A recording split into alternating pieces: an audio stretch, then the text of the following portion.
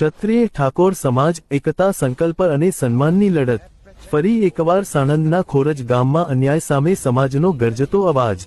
સાણંદ ખોરજ ગામમાં ઠાકોર સમાજના નિર્દોષ યુવકો પર પોલીસ દ્વારા કરવામાં આવેલા ખોટા અત્યાચાર, ઢોરમાર અને ગેરકાયદેસર વર્તન વિરુદ્ધ આજે સમાજના આગેવાનો, સેવકો, વડીલો, યુવાનો અને ગુજરાતભરના તમામ સંગઠનો આજે એક જ મંચ પર એક જ અવાજમાં અમદાવાદ, ગાંધીનગર, કલોલ, વિરમગામ કલેક્ટર કચેરીમાં આવેદનપત્ર આપી ન્યાય માટેની ગર્જના કરી।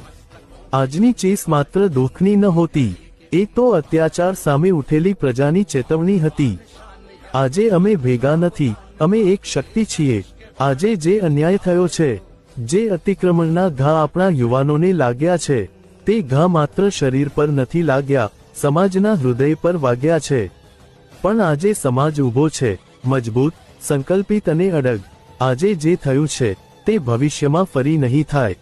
હવે કોઈ અધિકારી, કોઈ તંત્ર, કોઈ વ્યક્તિ ઠાકોરના યુવકો પર અન્યાય કરવાનો વિચાર પણ નહીં કરે, કારણ કે આજે સમાજે તેની ચેતવણી આપી દીધી છે। આ લડત માત્ર આપણા અધિકારની નથી, આ લડત આપણા ભવિષ્યની સુરક્ષા માટે છે। આજે જ અમે એક ઉદાહરણ બાંધી રહ્યા છીએ કે ઠાકોર સમાજ પર કોઈ પણ પ્રકારનો અન્યાય મૌન સ્વીકારાશે નહીં। ન્યાય માટે અમે ઊભા રહીશું અને ન્યાય મળ્યા વગર પાછા નહીં વળીએ। આજે ચાલો ફરી એકવાર સંકલ્પ લઈએ, ન્યાય મળવો જ જોઈએ, સમાજનું ગૌરવ અડગ રહેવું જોઈએ, ગુજરાતમાં એક મજબૂત ઉદાહરણ રચવું જ જોઈએ। એકતા, સંકલ્પ, ન્યાય, આ માત્ર શબ્દો નથી, આજે સમગ્ર ઠાકોર સમાજનો શ્વાસ છે।